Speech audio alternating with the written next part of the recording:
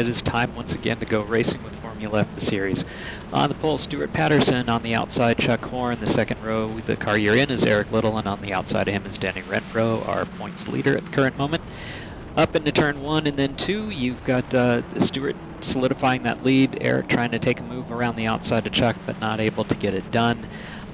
Right through here in 3 and 3A, really hard to make any sort of a pass, and even down into 4, so everybody's going to kind of form up line astern. And as we go down into 4, you're going to see a nice little correction happen on the turn in here, right there, and everybody's just going to hold on.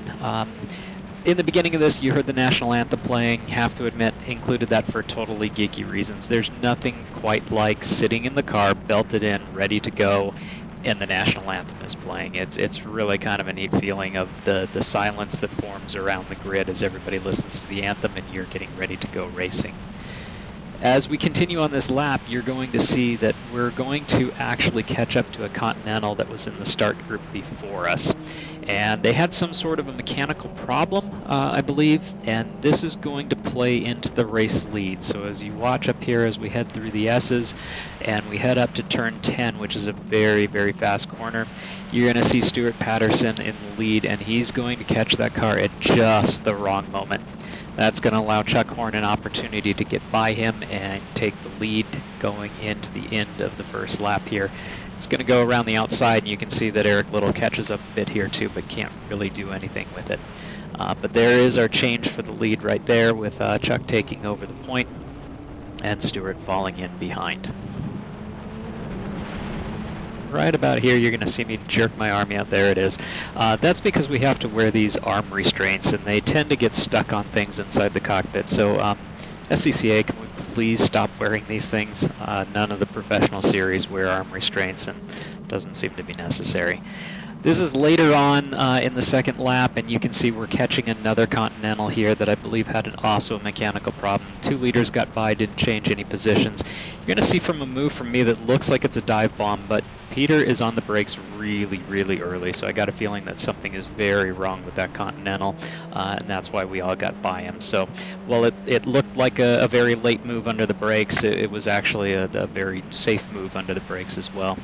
I keep the camera rolling here because I just love the S's. These corners are so much fun, especially that one right there, because that exit is completely blind. You can't see exactly where the track goes, and you just have to hit your marks right. And then, of course, there's turn 10, which is just an absolute flyer. A lot of fun to get that one right.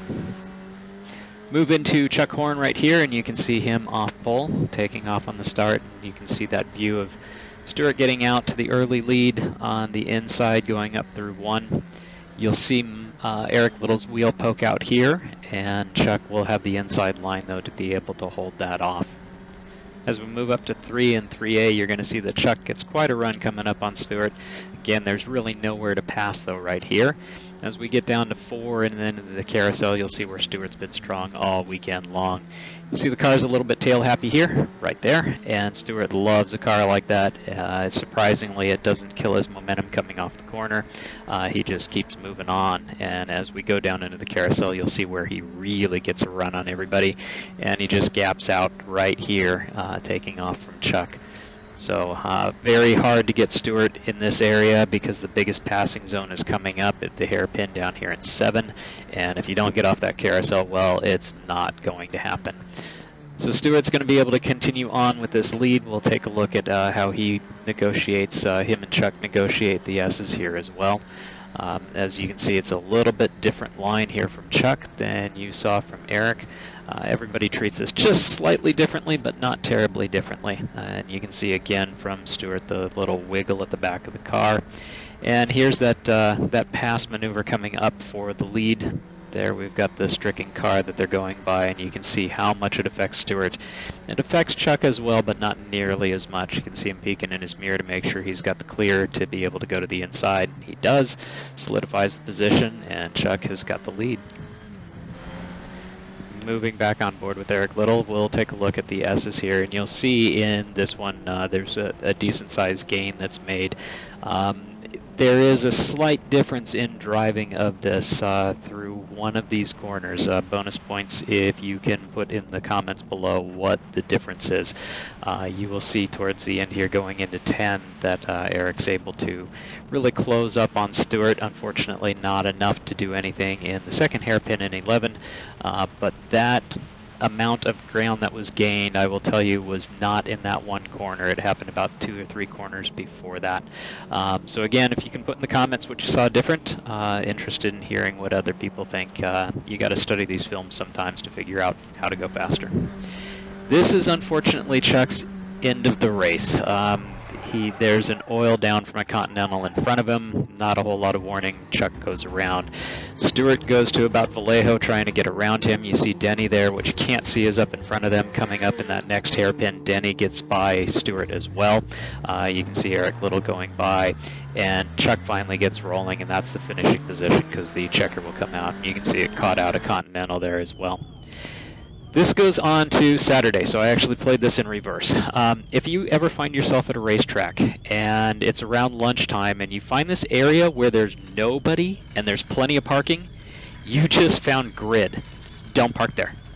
This was kind of a bit of a nightmare trying to get everybody lined up for the race with a couple people parked on grid, so appreciate if you don't do that. I won't even get into questioning why you bought a BMW. But anyhow, on to the Saturday race. This is on board with Stuart Patterson in third. Front row is Chuck Horn and Eric Little. Yeah, when Eric doesn't have bad luck with motors not running, gearboxes blowing up, sometimes he can put the car up towards the front, especially at Sears Point. Stewart tries an inside run, going in through 1 here on Eric, but Eric's going to fight back on the inside, manage to keep that position. And as we go up into 3 and 3A, they're going to hold in line. If you recall earlier, the tail on Eric's car used to flop around quite a bit. That's a new tail on the car. The bouncing that you saw was not the tail flapping around. That was the roughness of this track. 2 years ago, I started the hashtag repave Willow Springs, which they are doing this year. Maybe I need to do that here. Maybe it's got some magic and we'll get Sears Point repaved and it'll be smooth as well. I was upset about being overtaken by Stewart coming out of the carousel on this one until I watched this and realized he didn't get a run on me, he got a run on Chuck. So yeah, that's right, I'm going to blame Chuck for me getting past. This is the problem with those runoffs, podium finishers, you know, they, I don't know, just don't want to get out of the carousel and get the guy behind him past. I am kidding, of course. Chuck and I had a reasonable run for the first lap going down there. It's just Stewart is really fast through that carousel. And you can see just a couple of laps later, he's got a line on Chuck as well that he's going to try to take. But again, Sears Point, tough place to pass. If you watch the video from last year, you'll see me hold off Denny for lap after lap after lap into this area. Just really hard to get by somebody. You have to have a huge run on to be able to do it. So Stewart's not going to be able to get it done there. And this is the way that this race will actually finish. It'll be Chuck, Stewart, Eric Little. A good run by the 3 of them. They were reasonably close throughout the entire thing. I unfortunately don't have the end of this race. These cameras aren't exactly the best, and so we don't always get the all of the video that we would like to be able to see. And this is going to be a really good example of that for you. I've had this happen a number of times. If there's anybody out there who's an expert and knows something about these cameras, I won't give the name because I don't want to advertise for them, but they're the exact opposite of Stop Amateur. Anyhow, I'm sure you'll figure that out. I've had it do this so many times I can't even keep count, where it will do the sound but the video just freezes. So if anybody has any suggestions, happy to hear it. In the meantime, we will see you at the next race, and thank you to all of our sponsors and all of our supporters.